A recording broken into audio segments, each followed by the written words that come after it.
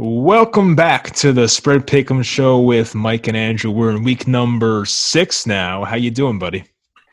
Doing well, doing well. I'm excited to hear the standings. Mike doesn't usually tell me before the episode, but he did tell me I caught up a little bit. So You definitely caught things up. are going to get more I had interesting. one of the worst weeks I've ever had. I went 4-11-1, if my math's correct. So it was a rough week for me over here. And you won, I don't know, 6-7 games over there. So you did gain some ground. So now our overall records are I am 40-38-2, and you are 36-42-2, which is a lot closer than we were a week ago. So just to run down the games real quick. So we both picked the Rams, got the win there. I picked the Jets in London. Not a good idea. You got the win with the Falcons.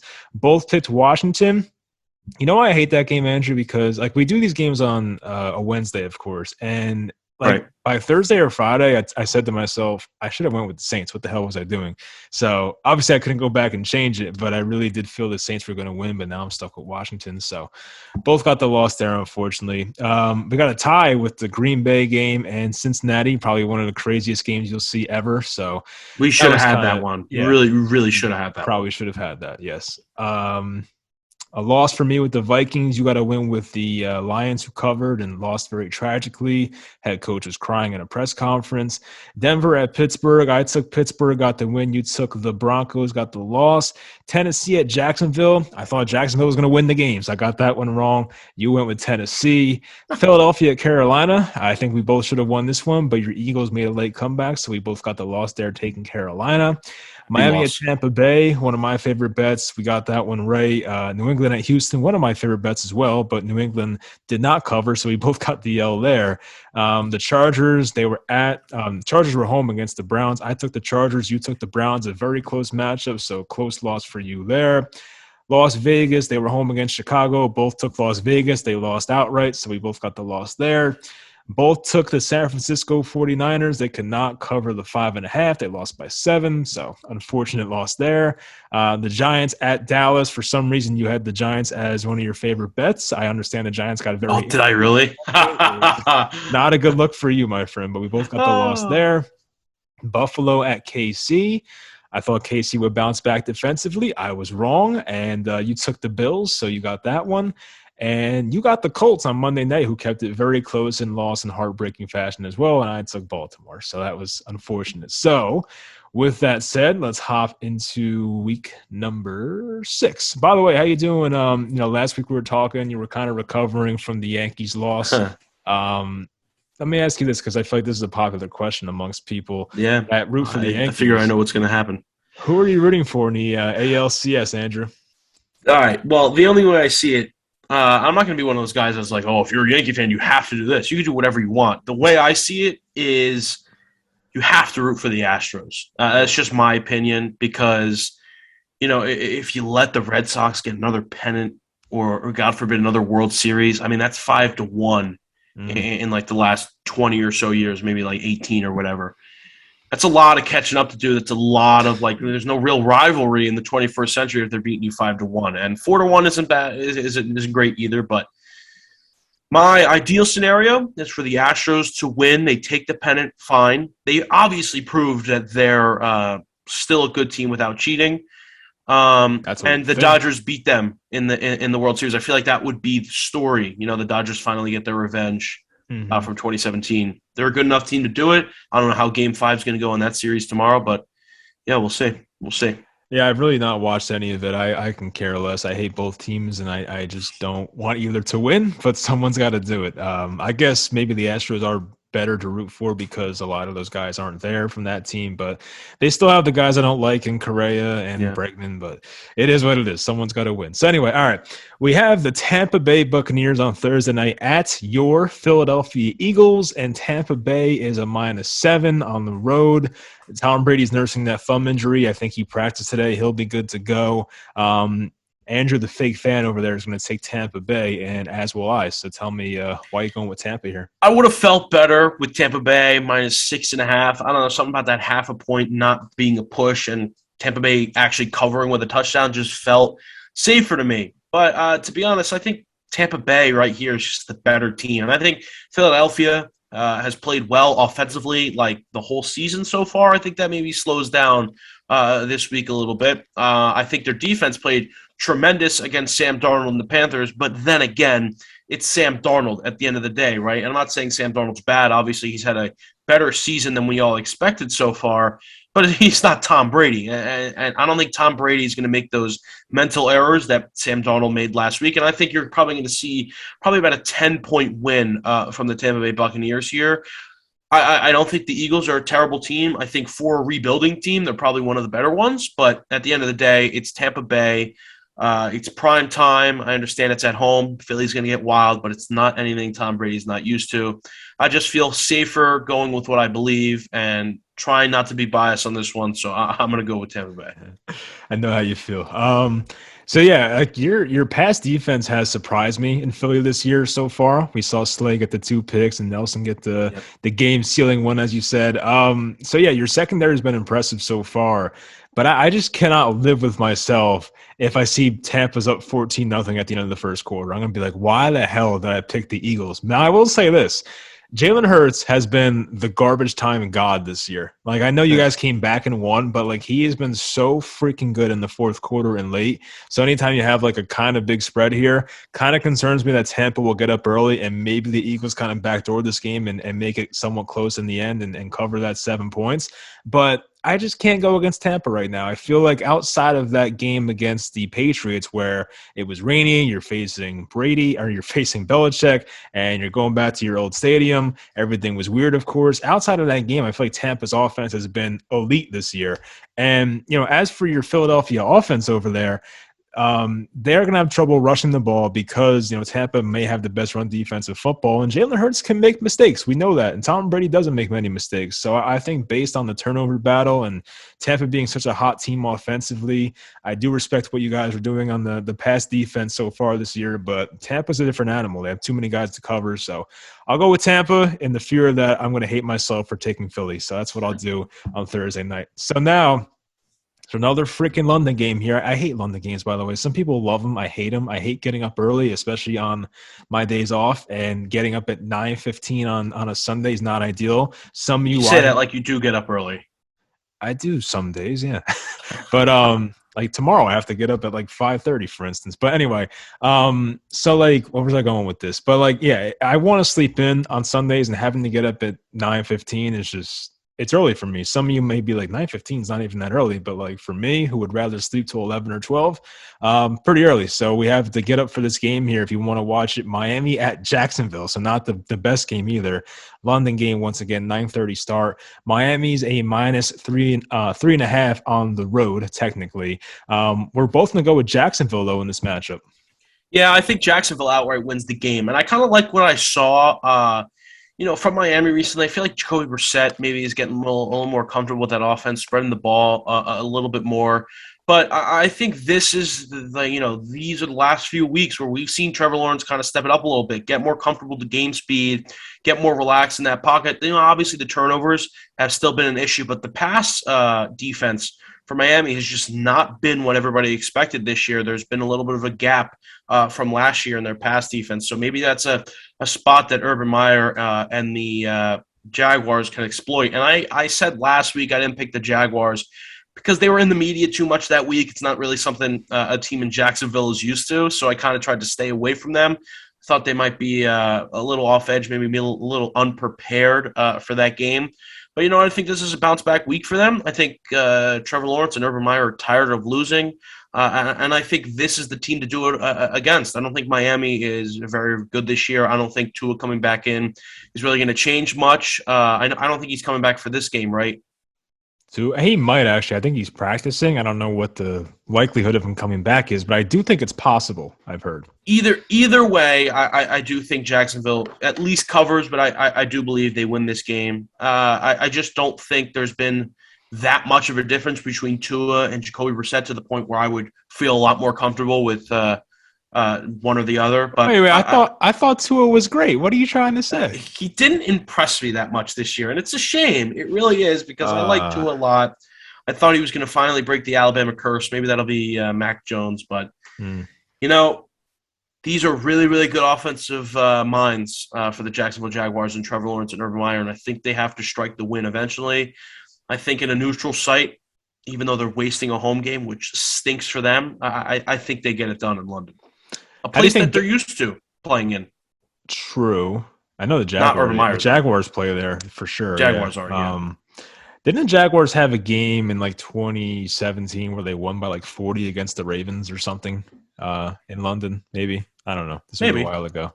Maybe they lost by 40. I don't know. There was a very lopsided game against Baltimore and Jacksonville. I forget who won that. Anyway, how do you think that the Miami Dolphins fans feel about watching Justin Herbert's success right now? Like, do you think it's just like eating at them inside? Because even me as a Giants fan, I'm thinking, of course, if we waited a year, we could have gotten Herbert. And, not saying Daniel Jones is like a flat out bust or anything, but Justin Herbert's just like freaking otherworldly right now. So how do you think Dolphins fans feel knowing they passed on him by one pick in the same draft? Because it would be tough to live with, honestly. I mean, it's a gut wrencher, right? I mean, it's what you think about what could have happened. And, as a fan, you really try not to play that game with yourself because it starts to get you boiled up. But I mean, at the same time, you could say that with anything, right? Like, if they listened to Ben McAdoo and traded up for Patrick Mahomes, look what we could have had. You know what I mean? Like, there's stuff like that all the time. So, it is what it is. I think Justin Herbert's in a great situation. I don't think he would have gotten off to the start he has in Los Angeles with the Dolphins. Maybe he would have. Maybe he wouldn't have. I don't know. Maybe they're a quarterback away from being a really good team. But Justin Herbert is like that quarterback build now that everybody's looking for, that tall guy that can get out of the pocket, that can run, that has that big arm strength, that Josh Allen type of player.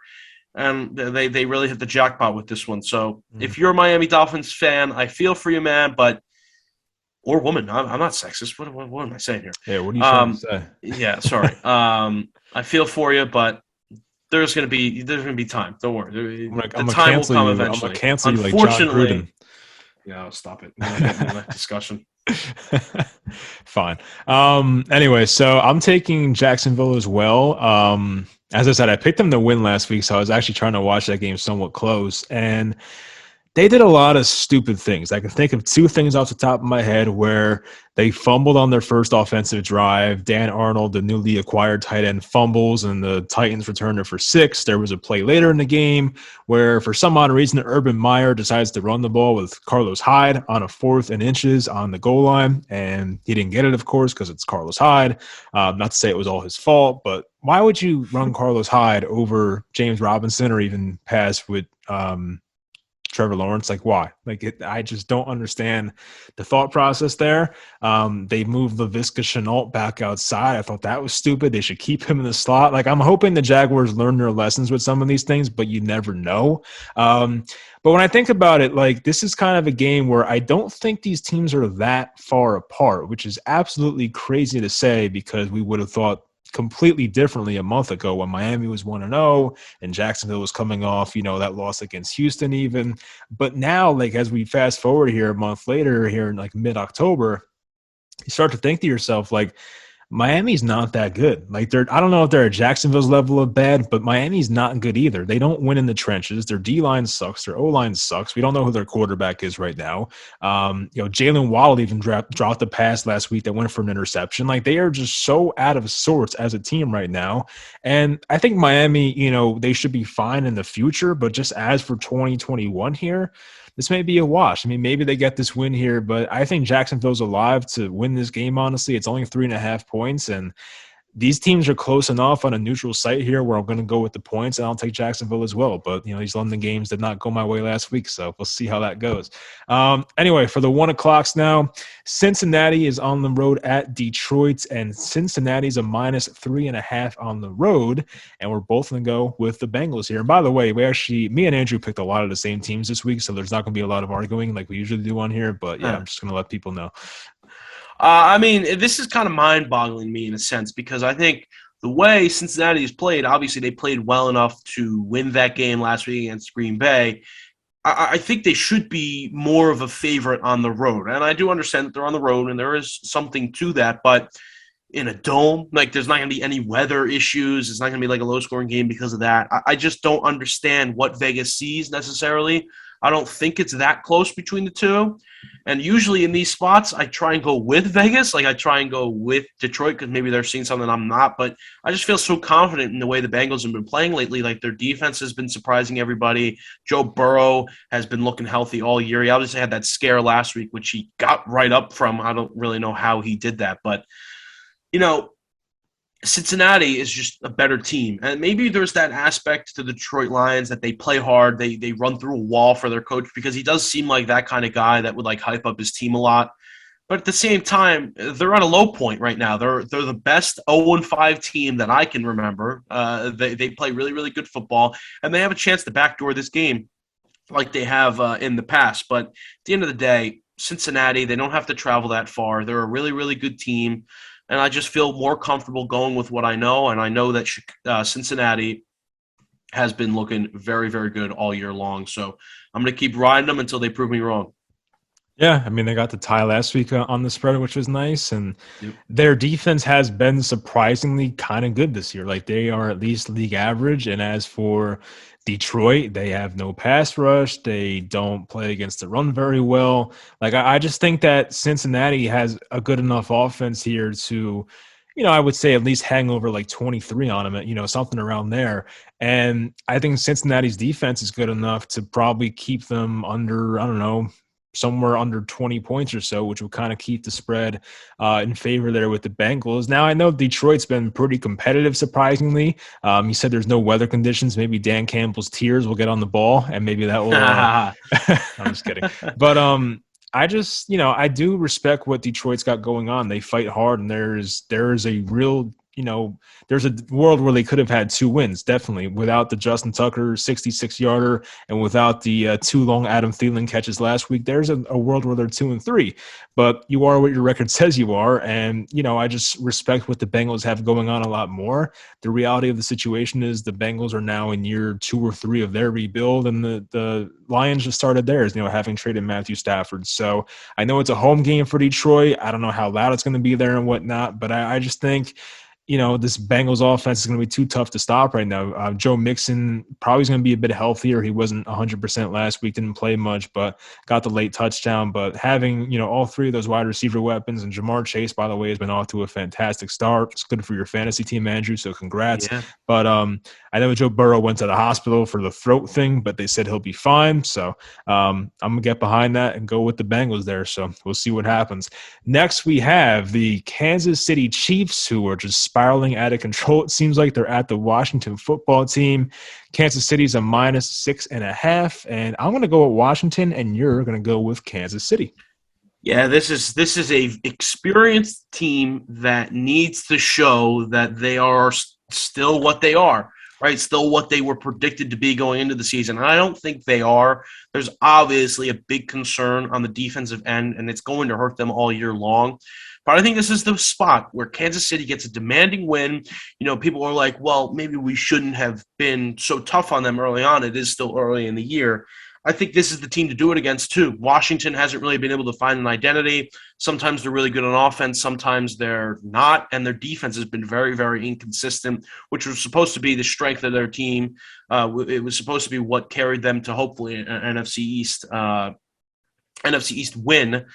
But Kansas City, at the end of the day, their offense is really, really good. And if you're going to beat Kansas City, you need to be able to keep up. And I know a lot of these teams have, but I think this might be the worst offense that Kansas City has faced so far. And maybe that speaks to something. Maybe Kansas City can put up 30 points and Washington can't keep up. But I think this is the spot where Kansas City finally does it. They get a demanding win, and they really show what they think they are. And you know what? At the end of the day, if I'm going to bet Ron Rivera and Taylor Heineke against Andy Reid and Patrick Mahomes, I'm going to go with Andy Reid and Patrick Mahomes. They're going to design some stuff. They're going to get some guys open. The offense isn't my concern. The defense is obviously the concern. But at the end of the day, you got to eventually fix it. And I think maybe this is the week that they do it. I think they will fix it eventually. I kind of overstated how I feel about them. I think they'll still make the playoffs. The Chiefs as a wild card team. I don't know if they're going to overtake the Chargers right now, but at the same time, it's hard for me to back up a defense that is like ranked 32nd and 31st in just about every meaningful category right now. And you kind of feel how I felt about the Chiefs 2 weeks ago when they played your Eagles, and they actually did cover the spread then. But I have a different feel for Washington. I kind of respect Washington more than your Philadelphia Eagles. I'm sorry about that. Possible. But I just think that like Washington has some stuff going for them offensively. Like I know that Taylor Heineke is going to throw some interceptions sometimes, but like I do love how aggressive he is and he'll push the ball down the field. And they have enough playmakers on the offense still, even with Logan Thomas out, like Ricky Seals Jones, he slides right in. He's a fine tight end as a backup. Terry McLaurin's awesome, as we know, and you still have Antonio Gibson. So, like, they have pieces on this offense that they can probably put up, I would say around 25, 30 on what could be the worst defense of football. Now, how much do the Chiefs score?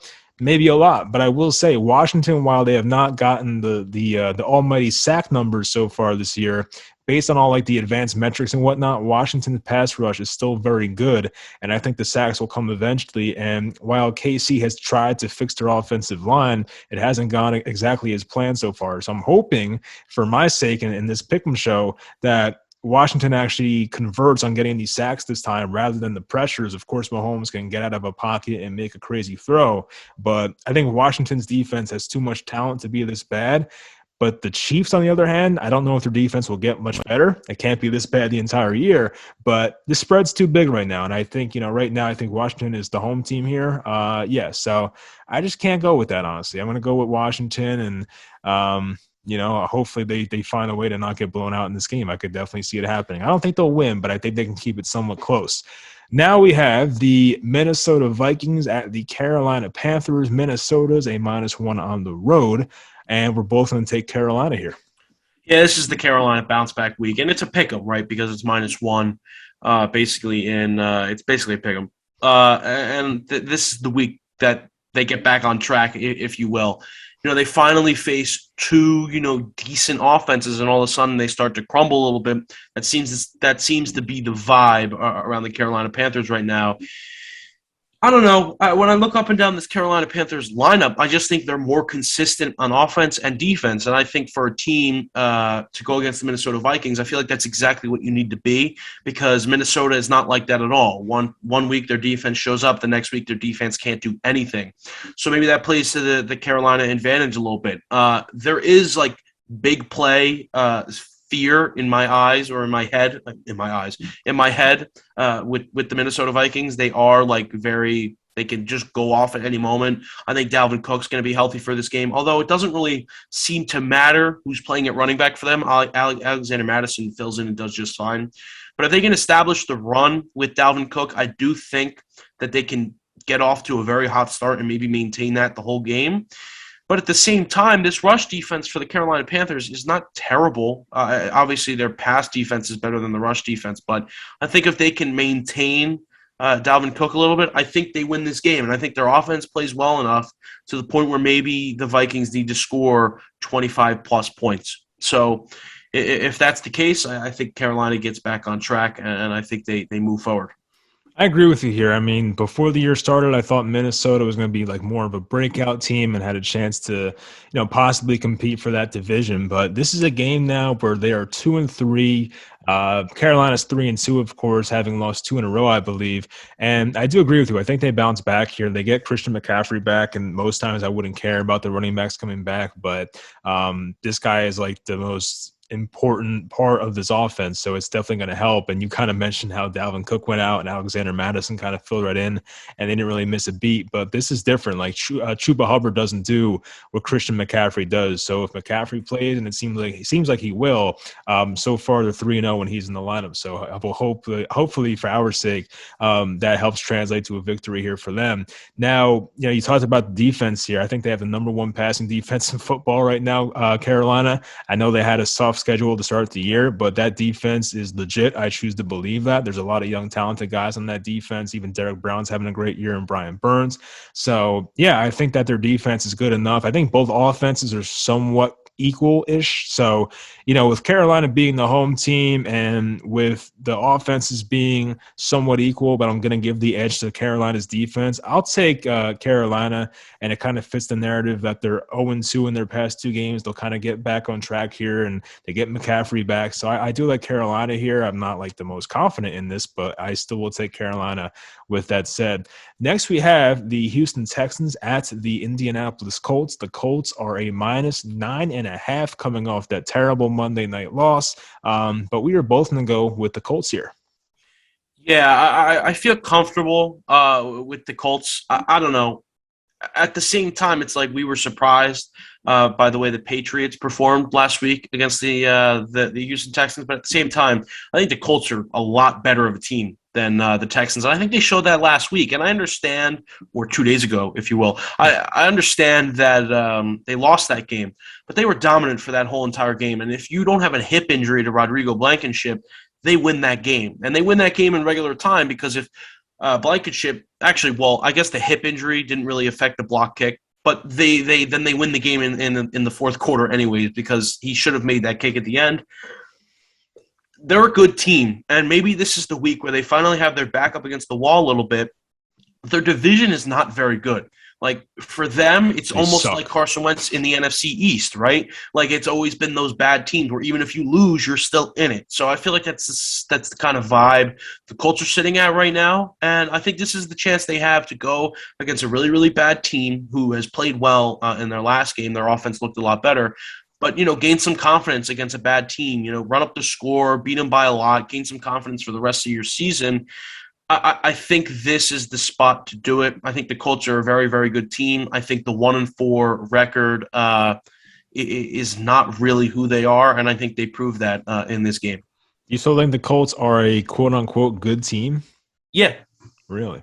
Yeah, they proved that to me against the Ravens. Is there any shot to make the playoffs, in your opinion? Yeah, with that division, absolutely.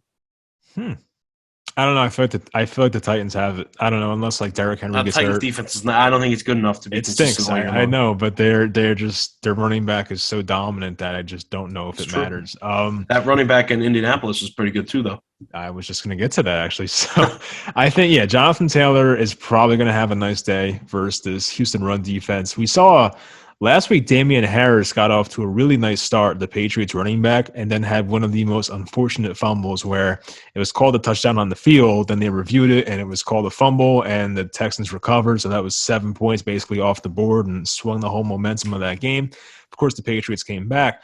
But Houston's defense in general, not even just the rushing defense, like their defense in general does not really impress me. And we saw like Mac Jones outside of the interception have a pretty nice day against them. And Carson Wentz, you can feel how you want about him. He's been pretty impressive for the most part this year. Yes, he's had some ugly moments where he's held onto the ball too long and does some stupid crap and looks like he almost gets injured. But like for the most part, especially on Monday night, he looked very just comfortable. He was making throws. That one throw he had to Mo Alley Cox on a corner route was such a perfectly nuts, right? Ball.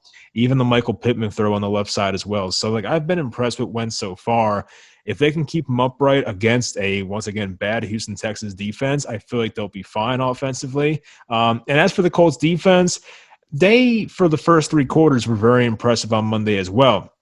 They still have some names on that defense, of course, and Darius Leonard, and they still have DeForest Buckner. So, like, they have guys on that defense. And Houston's offense, I just don't know what to expect. I did not expect Davis Mills to have a 300-yard and 3-touchdown game last week. And while it was an impressive performance, I don't think Davis Mills replicates that. So he'll have to prove me wrong there. So I know that Houston is are they the home team? No, they're away in this one as well. So, I just don't really like Houston whatsoever in this game. I think that Indianapolis wins this one by a good amount, coming off that tough loss too. I think that will motivate them. I think they'll just blow them out of the building, honestly. So we'll see. Hopefully Indy wins by a lot for our sake. Next we have, this should be a fun game, the Los Angeles Rams at the New York Giants. The Rams are a -10. I'm taking the Rams because every time I take the Giants, they disappoint me. And you're taking the Giants. Did I see that right? You're taking the Giants? You're saying that like I'm picking money line here. We're picking spreads, all right, buddy? It's It's a 10.5 I point just tell spread. me why you're taking the Giants. I will tell you why I'm taking them. Tell You me. know why? Because they Yep. have their back up against the wall and they need to get carried by that defense this week. And this is the week that the defense shows up. No. I think Los Angeles, by the way, this game's at 1 o'clock in New York. And Los Angeles is going to be at about a London body clock. Okay. They're coming from all the way across the country to play this game. They're going to be on like a 10 o'clock time zone with their body. Can I interrupt for a second, please? You can do that, sir. It's your channel. I really can't control that. Fair. The last time the Rams traveled to play the Giants in MetLife, Can you tell me what the score was? I could tell you it was a lot too little. It was 52-17, I believe. So then why isn't this spread 20 points? Because that's ridiculous. The Giants should get at least some respect. Would you pick them if it was 20 points? Yeah, I would. I think I think the 52-17 is irrelevant. My breaking point for this game would have been 13.5. Anything over that, I would take in the Giants. If we're picking money line, it's obvious that I'm going with the LA Rams, but I think this is the game where maybe the LA takes it easy a little bit. They're like, hey, look, this team's hurt. We can win this game. We don't need to blow them out of the water. And I think they coast by maybe 4 or 5 points the entire game. I think Daniel Jones is going to play in this game. I think that's huge for them. If Mike Glennon was the quarterback, I think you might get your 13.5. But I think I feel pretty comfortable that Daniel Jones is going to be able to come in there and score some points against this defense. They're a very good defense. They have underperformed slightly this year to what everybody thought they were going to be, the Rams.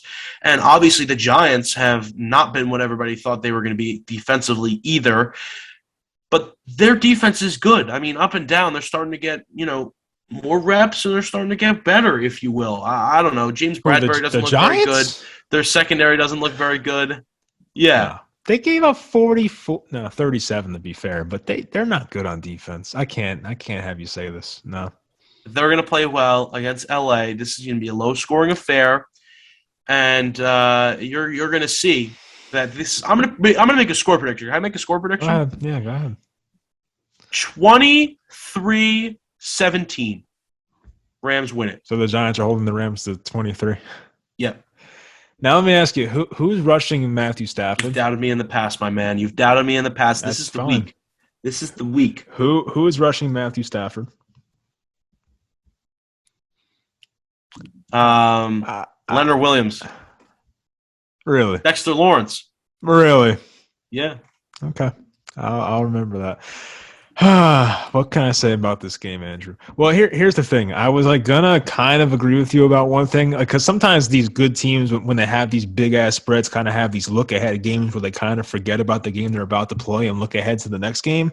But here's the Rams schedule coming up, Andrew. They play the Giants, then they play the Lions, and then they play the Texans. There is no look ahead spot here either. So they're going to go into this game thinking we have another 2 easy games coming up anyway. Let's just take the Giants seriously. And I just don't know, as I asked you before, how do they rush the passer? The Giants have one of the bottom 5 pass rushing units in football right now.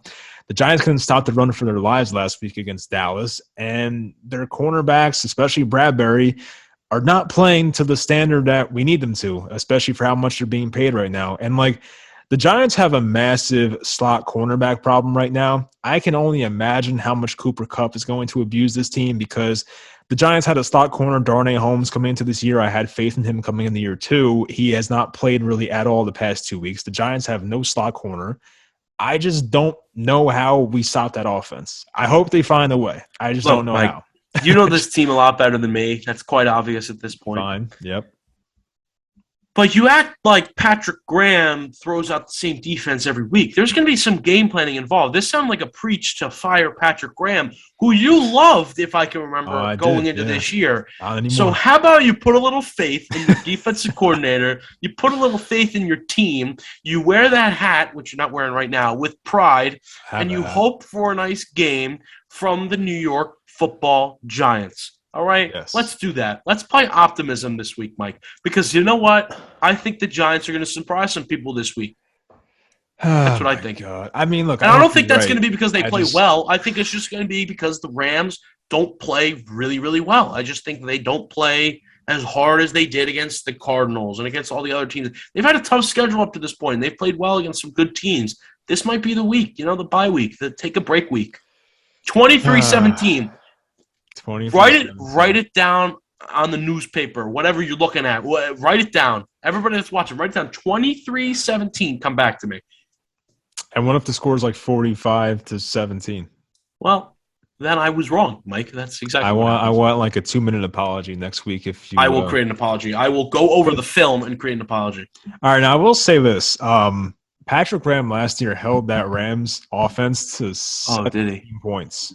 So that definitely bodes well for you. But that was Jared Goff. Who's their pass rush last year? Who, the Giants? Yeah, was it the same as this year? Did they make really any changes on the defensive line? Essentially. They added Aziz. I rest my case. That's about it. I rest my case. Jared Goff, Matthew Stafford, Anyway, all right, fine. We'll just get off this game because you're pissing me off now. Anyway, Los Angeles Chargers at the Baltimore Ravens. Baltimore's a -3, which kind of surprised me because the Chargers are rolling right now. But with that said, we're both going to take the Chargers here. Yeah, I'm going to keep this one simple. The Chargers are a better team than the Baltimore Ravens. I think the Baltimore Ravens' ability to come back in that game against the Colts sways this line. I think it really, really does. I think it has people maybe betting Baltimore like, wow, this Baltimore team might be legit. Have you seen the Los Angeles Chargers play football? They are good all around. But, Andrew, they gave up 42 points to the Browns. Did they? I guess. Yeah, they did, right? and honestly, to be honest with you, I think the Browns are a better offense than the Ravens. That's another conversation for another day. Okay. But you know what? I just don't think the Ravens are as good as they have portrayed so far this year. I'm not buying into it yet. And it might be it might be foolish of me not to do so because they have played really, really good football.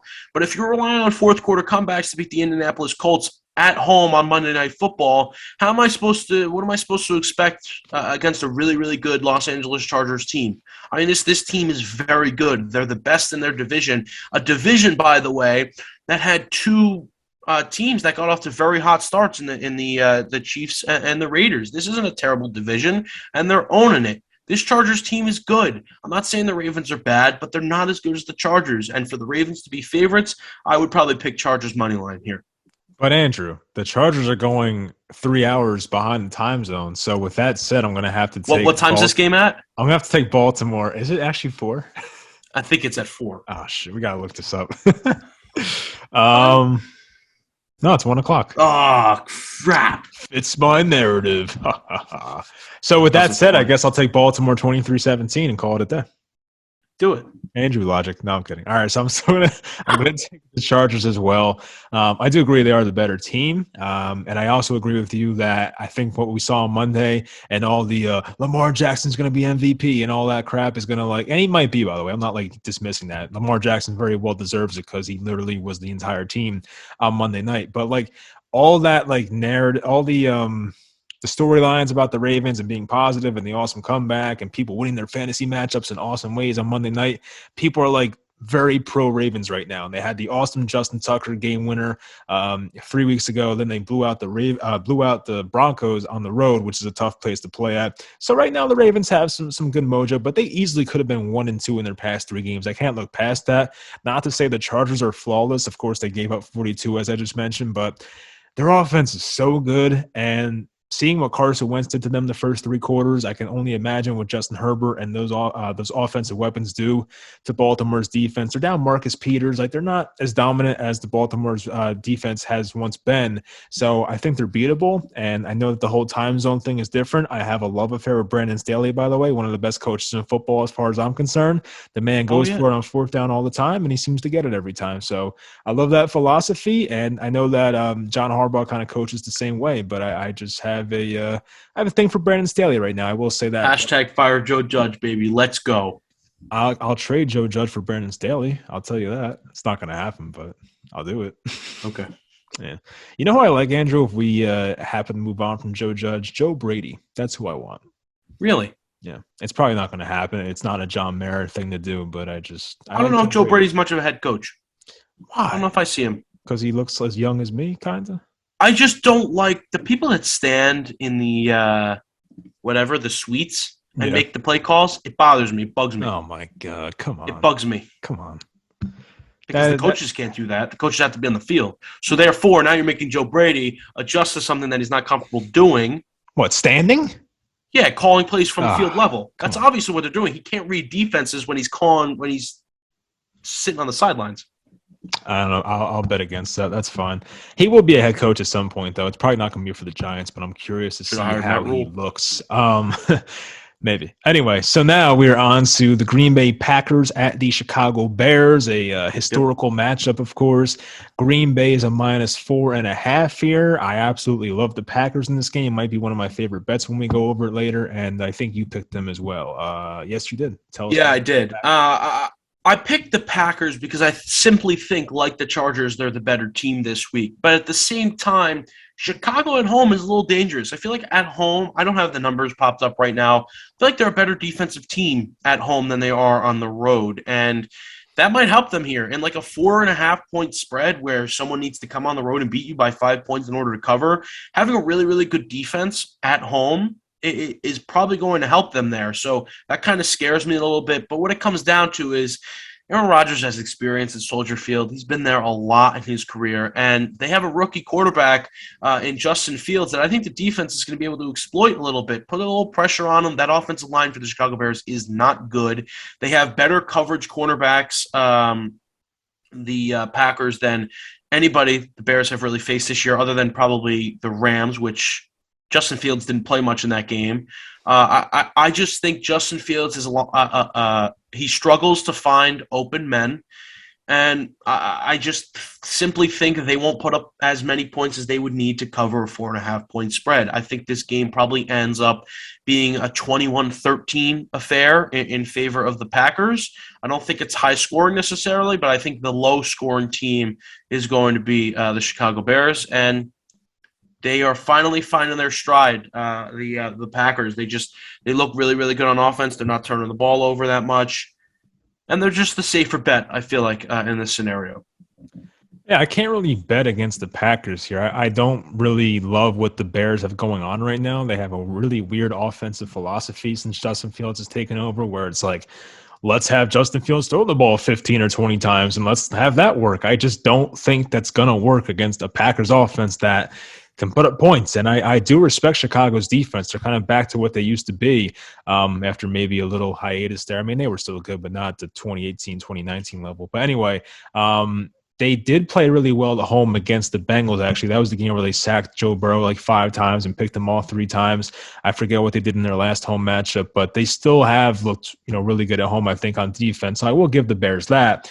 But I think Aaron Rodgers' career record against the Bears, especially on the road, has been fantastic, and I just cannot go against that. As I said, I love the Packers in this game. Only 4.5 kind of surprised me. I expected it to be like 6.5. So the fact that it's only 4.5, I think the Packers are so much better offensively. It's not even close to me. It's not like the Packers' offensive line is as dominant as it used to be, but Chicago's offensive line, for the most part, is garbage. They improved last week. I'll give them that. But for the most part this year, they have not been good. And Justin Fields, I feel like there's a learning curve for him. Like, I still have faith that he'll, be good in year 2 and whatnot. But just right now, I'm not really feeling it in this matchup, in this in-division matchup here. And I actually have the Packers defense on a couple fantasy teams. I'm hoping they turn them over a couple times here. So, but yeah, I just can't go against Green Bay's offense. I just don't think the Bears put up many points here. Maybe I'm wrong. And once again, they don't have their regular running back with David Montgomery. The rookie Khalil Herbert looked good and Damian Williams looked good, but they're not David Montgomery. So I don't know. I'll take the Packers there. I feel good about them. Next, we have a good game here. The Arizona Cardinals are at the Cleveland Browns. The Browns are a -3 at home. We're both going to go with Cleveland here. Yeah, they're going to win this game, and they're going to win by more than 3 points. I'm pretty confident about it. They played really, really well offensively against the Chargers, and I feel like I'd rather offensive consistency than defensive consistency. So I'm happy that I saw the Cleveland Browns go out there and perform really well on offense, because I feel like their defense can easily be fixed. That pass rush is way too good. They were missing Jadeveon Clowney to be this bad against an Arizona Cardinals team that offensively on the line is not very good. I do think the Cardinals score points, so in this scenario, the Cleveland Browns will need to score points again, maybe not as many as they needed to last week, but I do think it's going to be a 25-plus affair on each side. So I do think the Browns are going to need to score some points. I think being at home helps them a ton in this game. I think if they were a -3 on the road, I would definitely take the Cardinals. I do think it's going to be close, but I think we could see maybe a 34-27 or a 30-23 game in the Cleveland Browns' favor. Their offense is that good. They're finally catching their stride a little bit. I think their defense improves against the Cardinals this week. Mm. Yeah, I agree for the most part. The main stat I go to in this game, of course, as we know, if you could run the ball on offense, it opens up a lot here. Yep. Cleveland is the number one rushing offense in football. They average 187 rushing yards per game, which is awesome. Nuts.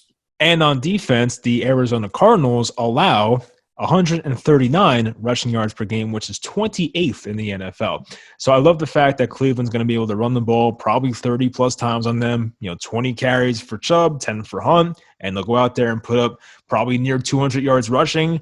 Baker Mayfield will have his open play action passes. He'll do what he has to do. Hopefully Odell Beckham can finally do something this week. We saw David Njoku have a long touchdown catch. They have weapons there still.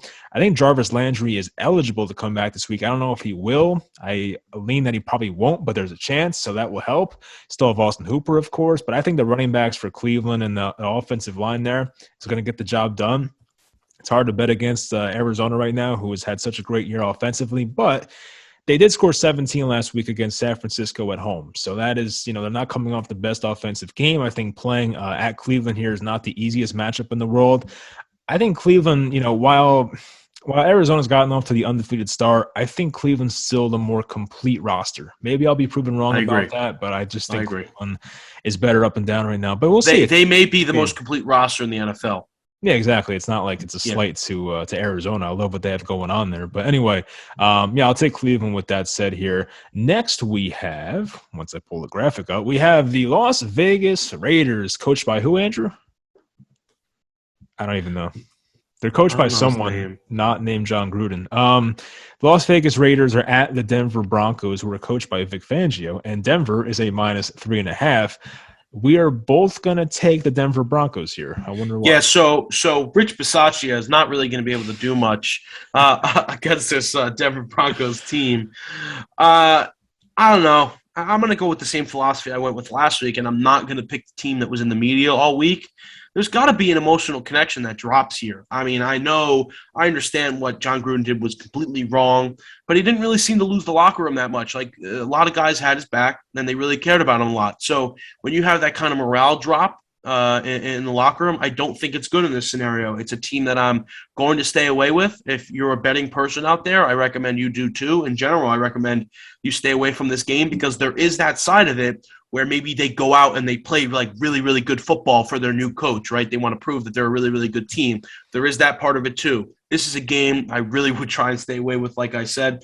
But if I had to choose a team, I would go with the Broncos. They need a bounce-back week. They obviously started playing tougher opponents on their schedule and kind of didn't meet the challenge, if you will. There were a lot of comments that they haven't really faced a lot of good teams when they got off to their 3-0 start, and that's kind of been proven over these last 2 weeks. So I think they turn it around this week. I think Las Vegas being in the media a ton helps to their favor. The high altitude maybe hurts the Raiders again this week, but we'll see. I do think the Broncos will come out on top, though, by at least 4 points. By at least 4. Okay. So I'm not really a believer in Las Vegas. This happens every year, of course, but Las Vegas has a couple, maybe 2 or 3 wins in a row that are very impressive, and we all start to buy in, and then they disappoint us. This is obviously a different case. You are guilty. I was one game away from buying in. If they were able to beat the who did they lose to the first game? I can't remember. But if they won that fourth game, the week 4 game, I wasn't going to buy into them, but they didn't win it. So I'm like, you know what? I'll stay off the Raiders for now. Then they lose a game last week against the Bears, who are not that great of a team, honestly. I mean, the Bears had a 6 projected win total this year, and Las Vegas, I know they had a weird situation with the coach, but they only put up 9 points in that game, I believe. So Las Vegas, to me, is not a team that I fully buy into. And Denver's defense, I've thought the entire year is legit. I know they had the easy first 3 games of the year against the Jets, the Giants, and some other team, maybe Jacksonville, I think. But still like they are ranked very highly in pass defense and run defense, and the Raiders are known as a passing offense, so they have the secondary to kind of mitigate what Derek Carr is going on. Teddy Bridgewater now has like a full week to practice as compared to last week where he probably wasn't able to practice much due to the concussion. He was kind of thrown in there. I think they announced it on Saturday night that Bridgewater was the starter and he was able to play.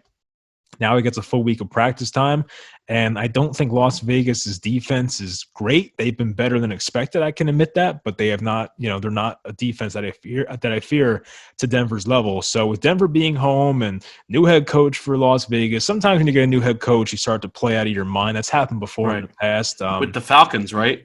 The Falcons have done it. There was a time where who was might have been Dan Campbell actually took over the Dolphins and they won 2 games in a row like by a combined score of like 100 points probably. It was crazy. But anyway, it happens sometimes. So I'm not going to dismiss that, but I just like Denver's team a lot more on paper, and they have lost 2 in a row here just like Las Vegas, but they are the home team and I like them more. So I'll go with Denver here in this matchup. Next, we have a pretty good game. The Dallas Cowboys are at the New England Patriots. Dallas is a -4 on the road, and we are both going to go with the Dallas Cowboys here. They're a really good team, Mike, and it pains both of you, both of us, to really say that. I know it does, but this is the year for them. They just look great offensively. Their offensive line is fantastic. They have talent all over the field. Even tight end, their position that really doesn't have a really like big talent aspect to it. They've been playing really well. The combination of Blake Jarwin and what's his name? Blake Jarwin. Is it Dak Prescott we're looking for?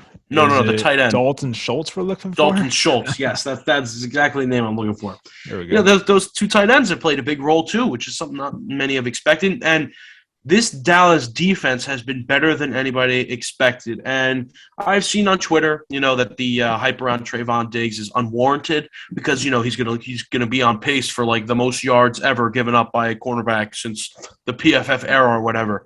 Boom. If I had a cornerback that was that bad, right, that would give up all those yards, I would take 6 picks in 5 games. I think that would make up for it pretty nicely. Yeah. 6 interceptions in 5 games. I think that makes up for it.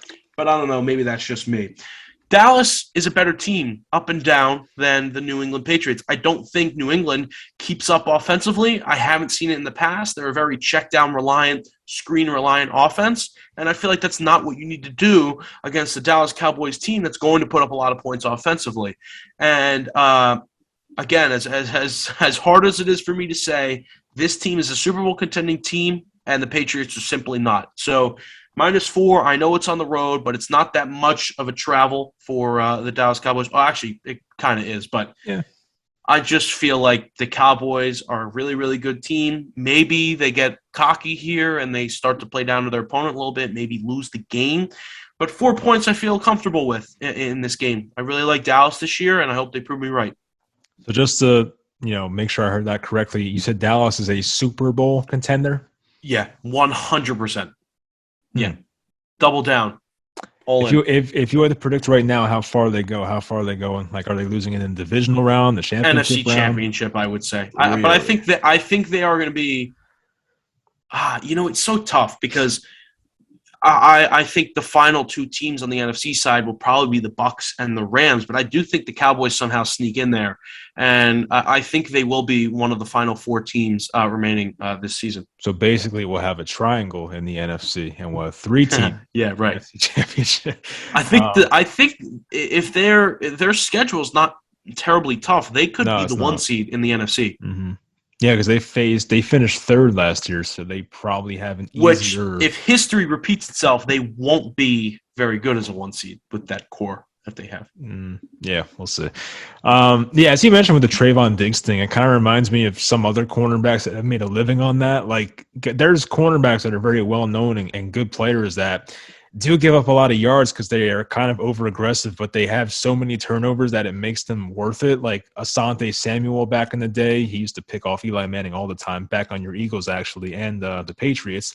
But he did drop that Super Bowl 42 interception, so thank you for that. Janoris Jenkins, former Giant, was the same way. Marcus Peters, like there are certain corners that will give up big plays, but they make enough turnover plays and to make them some of the better cornerbacks in football. So I would definitely live with Trayvon Diggs on my Yep. Giants, but unfortunately he plays for our division rival. It's wild, isn't it, how people don't give him props for what he's done so far?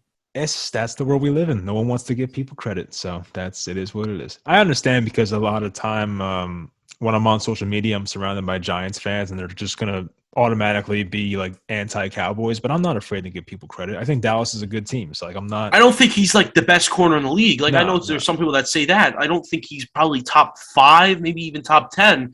But if he gets you interceptions, I mean that's a valuable, a vital part to being a quarterback, being able to catch the ball. Play the ball well.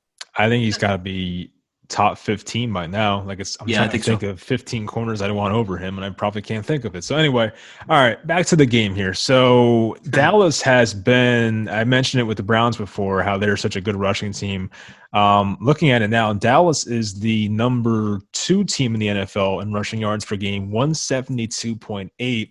And as for the Patriots rushing defense, they are 15th in the NFL, so about league average. But the way Dallas can run the ball right now kind of reminds me of Dallas back in 2014, which was the year, I believe, for Dallas. It was the Des Caudet year where they went to the, I think, divisional round, and they probably should have won that game and went to the NFC Championship game. But that year, Dallas was so balanced. It was like a perfect offense where DeMarco Murray was averaging 5 yards per carry or something stupid like that. Tony Romo in the offense was amazing. It kind of reminds me of that 2014 Dallas Cowboys team, if I remember the year correctly. Maybe it was 2015, but I think it was 2014. And everything is so balanced for the Cowboys right now. Like Dak Prescott's having a good year, but they're not asking him to do too much. Like Dallas right now, looking at this, they are 11th in the NFL in passing yards per game. So you're not asking Dallas to do a whole lot through the air because they're running the ball so effectively. Like I tweeted this out during the Giants-Cowboys game last week because halfway through the first quarter, it was very obvious to tell what Dallas wanted to do on offense. They wanted to just run the ball down the Giants' throats, and I was like, they got to stack the box. And then people replied to me saying, well, if you stack the box, you're going to hit us with the play action. I'm like, well, what are they supposed to allow 7 yards per carry the entire game? You know what I mean? And the Giants got 201 rushing yards put up against them in that game. So I'm like, it's just so hard to stop Dallas's offense because they're not one-dimensional. They could do both at a very high level. Oh, you're stopping the run? Okay, we'll pass to CeeDee Lamb. Oh, we'll pass to Amari Cooper. Very Tennessee Titans in that sense. It is, but like better. Of like the last year. Mm-hmm. But they're better. Their defense, of course, is a lot better than Tennessee right now. So, I love what Dallas has going on right now. They have, guys on that defense. And what the crazy part about Dallas is? I was thinking about this today because, of course, last week certain Giants fans want to be like, oh, we only lost because of the injuries. But, I'm thinking, Dallas had 3 really key pieces to their team out. Michael Gallup, their right tackle, A.L. Collins, who's a very good right tackle, and DeMarcus Lawrence, who might have been their best defensive player heading into the season. Here's where I give those Giants fans some credit. They did not have Daniel Jones, Saquon Barkley, and Kenny Golladay going into the game. They game planned with those 3 people in the offense. Mm-hmm. So there is kind of and we know Jason Garrett's not very good at adjusting. So taking his starting quarterback, his starting best wide receiver, and his best running back out of the game plan at halftime, it's got to be pretty tough. I guess. But my argument to that is the defense stayed healthy that game. I mean, they did have their 4th string corner towards ACL, but outside of that, their defense stayed healthy and they gave up 37 points. You're not going to win many games. That's been with everybody almost. The Dallas Cowboys have scored points against everybody they've played so far. That's my point. The Giants weren't going to win that game regardless. Even if Daniel Jones and Saquon stay healthy and Golladay, I don't know. Maybe the lengthy drives would have taken the Dallas Cowboys off the board. Maybe. I think maybe the Giants would have lost by 10 or 13 rather than 24. You know what I mean? It would have been closer. Well, then why did you pick them? I don't know. That's a good point. I try to be a good fan sometimes. I'm like, you know what? I'm going to buy into the Giants because I was actually very hyped up for that game. I was very excited because as a Giants fan, I'm like, man, if we win this game, we're 1 game back of the Cowboys. And it was like, oh my God. But yeah, I should have went with Dallas. I was picking with my heart there. So that's how I'm with emotion. Yeah. Anyway, Sunday Night Football. It was supposed to be Russell Wilson and the Seahawks. Now it's Geno Smith and the Seahawks. They're at the Pittsburgh Steelers, and Pittsburgh's a -4.5 only. I'm going Pittsburgh, and you're going to go with Seattle. So tell me, why is yeah, I definitely did go with Seattle, right? You did. I don't know. I don't really have an explanation for this other than the fact that I don't buy into the Pittsburgh Steelers win last week. I don't think the Pittsburgh Steelers are that team.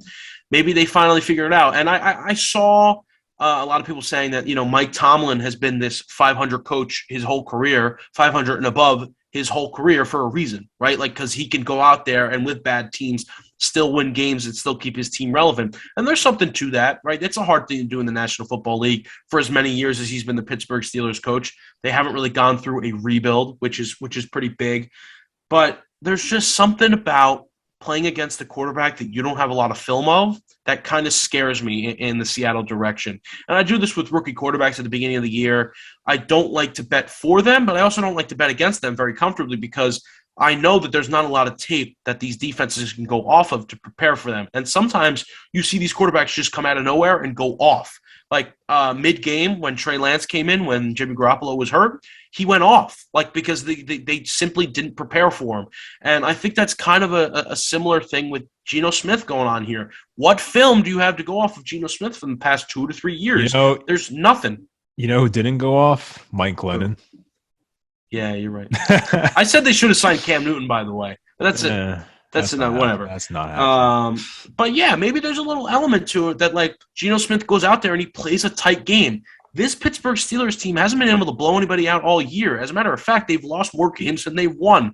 So at the same time, it's like, yeah, the Seattle Seahawks team is losing their best part, but this Pittsburgh Steelers offense has been horrible, and the team has been bad in general. So I feel like the surprise aspect here for the Seattle Seahawks maybe helps them cover the spread a little bit. I don't see the Pittsburgh Steelers winning by 5 points. I don't see it. Really? Yeah, I might bet you on this game. Put it on your favorite bets. Steer the people I right. already picked two. I already picked two of my favorite bets. I can't. Yeah, sorry. Well, we can't go number 3, guys. We can't. The slots are filled. I'm sorry. There's only 2. But I think the Steelers had a pretty impressive win last week. Like, I don't think Denver is a bad team. Like, the Steelers got off to a nice, 20-6 lead or something in that game. And, of course, Denver made the late comeback. But the Steelers, I'm not going to act like they figured something out offensively, but they were good enough to have a big play to Deontay Johnson and a couple big plays to Chase Claypool. And, of course, Najee Harris continues to do his thing. He had a cramping issue in this game, but he should be fine for Sunday night, hopefully. But Seattle's defense is so bad. Like, we saw Jamal Adams get exposed on Thursday Night Football. I know that Seattle has the extended rest, and it will help with transitioning to a new quarterback, but you talked about having film on Geno Smith. I think the NFL knows who Geno Smith is by now. They can go back and watch Geno's time with the Jets and his one start with the Giants and probably some preseason stuff as well. Like, I think Geno Smith, I would hope, is figured out by now. There's probably a reason he's been a backup for so many years. So I don't really fear that aspect. I fear it with rookie quarterbacks. I'll give you that one. But just in terms of Geno Smith, like, I think they'll figure it out. And this is the Steelers defense. Like, they're still a good unit, and I just don't see Geno Smith being able to put up many points in this matchup. Maybe I'm wrong because Pittsburgh doesn't have much of an offense themselves. And you know me, like, I'm kind of anti-Steelers this year, but I just don't think this is a matchup where I just don't see the Steelers losing it, and I don't really see it being that close of a game. Like, I'm not going to act like the Steelers are going to put up 30 points. That's kind of crazy to think that, but this is probably going to be a 23-13 type of game. 23 is a very popular number. A 24-12 type of. I don't know, something around there. I think it's kind of more of like a 10-point win. What I think about when I think of Geno Smith, I think of the game that he replaced the Hall of Fame Super Bowl winning quarterback Eli Manning. All right, so on to Monday Night Football. He proved to Ben McAdoo that he could be a starting quarterback. Thank you. Let's roll. You know what's funny about McAdoo? He wasn't wrong. Like, I think a lot of fans knew Eli was kind of done, myself included. I think he was a good quarterback analyzer. I do. I think he was a good quarterback guy. Maybe he was. Yeah. I mean, if he got Mahomes right, then he's got to know something, right? Yeah. Well, it's just McAdoo was just. He was a douche. What else can I say? He was a douche. So didn't really work out. Very nice. Ben, I apologize if you watch this. I apologize if you watch this video, Ben. I have your back. I think any Giants fan would agree. Anyway, the Buffalo Bills, who may be the best team in the NFL right now? Question mark? I don't know. Yeah, sure. Why not? Yeah, why not? Let's toss it out there. Buffalo is at Tennessee, who has the best running back in football, maybe the best offensive weapon right now at a skill position. Buffalo's a -5.5. I was really back and forth on this game, as you know, and you were kind of like, hurry up. So I picked one. We're both going to go with Buffalo in this game. He takes a long time to pick, which is why I was saying hurry up. But Greatness takes time. Right, greatness. What did you go last week? They can't all be gems. I'm going to go with the Bills here. I'm just going to go with what I know. And I know they've been consistent all year. And time again, that defense has showed up, has played well, has kept the offense in it. And obviously the offense hasn't just disappointed thus far. This Tennessee Titans team is a new team every week. It really is. They perform so differently on a weekly basis that I'd rather just go with what I know. And I know that Buffalo can handle the pressure on the road, can handle the pressure in prime time, and they're going to perform in this game. I don't know if they cover 5.5. That is a lot for a Tennessee team that scores a lot of points. But this Buffalo Bills defense, like I said, has showed up and they have played really, really well. It's going to be a short explanation, but the Buffalo Bills are one of the best teams, if not the best. Don't get ahead of yourself, Josh Allen. I know you watch these videos, but we're going to take the Buffalo Bills. We're going to take, right? We're going to take. I think we are. I do. We're going to take the Buffalo Bills -5.5. We are going to take Buffalo. Do it. I kind of stood in front of the Bills last week, and I regret it. Watching them play on Sunday night, I was like, damn, they're really good. Like, I was kind of thinking, like, they were beating up on bad teams, and I'm like, all right, anyone can beat the Texans, anyone can beat Washington, anyone can beat who'd they play? Miami, maybe? I forget, but anyone can beat those teams. Houston? Did you mention Houston? Yeah, they played Houston. Yeah, I know that one. It might have been Miami in week 2. I forget. But anyway, I'm thinking, like, they were killing these really bad teams, and I figured Kansas City at Arrowhead, it was going to be a really tough matchup for them, but they took care of them relatively easily. I mean, like, of course, the Chiefs' defense had a lot to do with that, but let's not act like Tennessee's defense is that much better. Let's say that. But my main concern, of course, is Derrick Henry. Like, he is putting up the most insane stretch that a running back may have ever put up in his career, and I just don't know if you can stop that. You can try to limit him, and I will say the one part that really made me kind of lean towards Buffalo is the amount of rushing yards Buffalo gives up per game. Now, let me say this to preface it. Buffalo probably doesn't have as many teams run against them because they've been up in these games by so many points.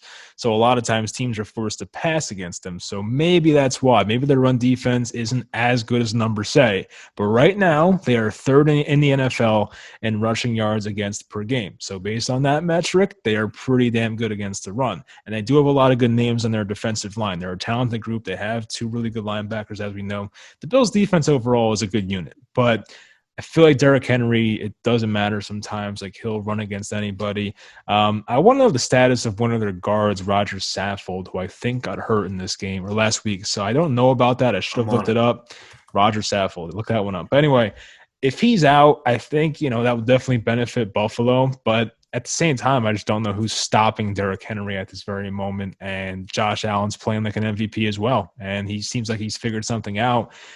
And some of the throws he made against the Chiefs were insane. The Emmanuel Sanders throw right in the bucket, deep pass. Then he had the Dawson Knox play where Sorensen gave up on the play because he thought it was over, and he still hit Dawson Knox for like a 70-yard touchdown. Won me a fantasy matchup. Thank you, Dawson. But yeah, I mean, I can't bet against the Chiefs right now. Or not the Chiefs. I can't bet against the Bills right now. They got to prove me wrong first. So I will go with Buffalo. How's Safford? It looks like he's questionable. Well, that helps. Thank you. The coach said that playing on Monday helps him. He might need that extra day. Well, for our sake, I hope he takes a rest and doesn't play. Get healthy, Roger. I hope Julio Jones plays, though. I need him. But I'm really struggling in fantasy in our league, man. I invested in Julio in a league. It was one of those situations where a player that you did not expect to fall to you fell to you, and you kind of forced the pick. Because I was in round like 6 and Julio fell, and I was like, Julio Jones in round 6, awesome value.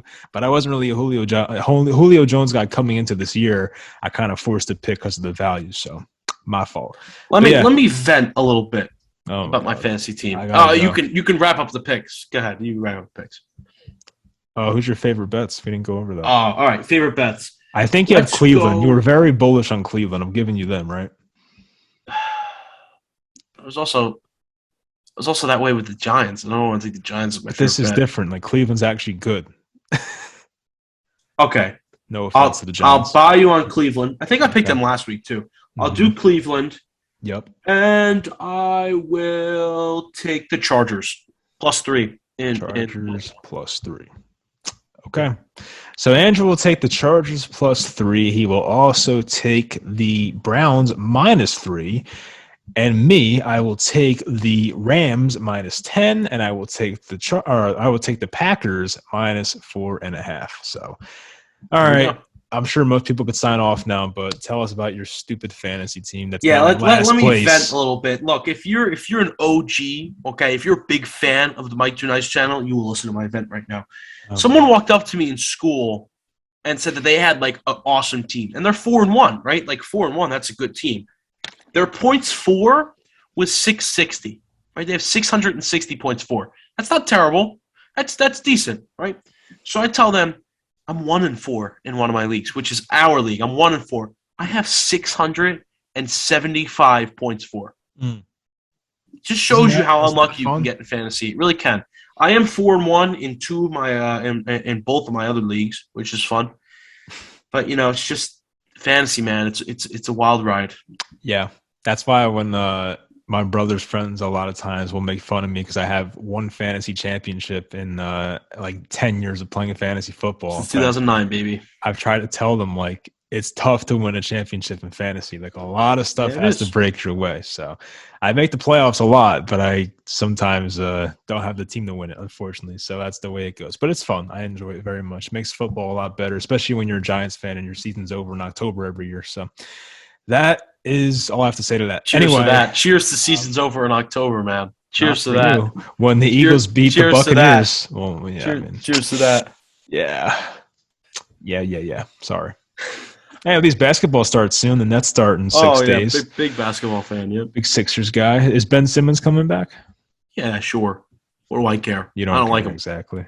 I will say the Nets played the Sixers on Monday, preseason. You guys destroyed us. It wasn't really wasn't a good sign for the Nets. I'll put it that way. Well, was Kyrie there? Oh, no, I don't think it was. All right, so we're going to end there. Once again, what do I say when we close out? Hopefully you guys enjoyed the video. Andrew's down by 4 games, and we'll see if he can make a comeback. I feel good about this week, though. I think I got a bit ahead of myself last week because I had a really good week 3, so I'm feeling – Well, if you feel good, I should feel good because we had the majority of the same things. Oh, yeah. Damn. Well, in that case, I need – who do I need? I need Washington. I need the Rams. Whoever Seattle's playing. I need Steelers. Steelers, yeah. And somebody else. That might be it, honestly. I think we have 3 games against each other, which is pretty scary. But either way, we'll come in as winners or we'll come back as losers. So we'll I hope the Giants take me to the promised land. The Giants are going to win, right?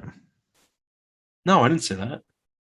All right, the Giants are going to win. You heard it here first. 23-17. Write it down. Giants. You're going to lose 23-17. Hopefully you guys enjoyed this video, and we will talk to you next time.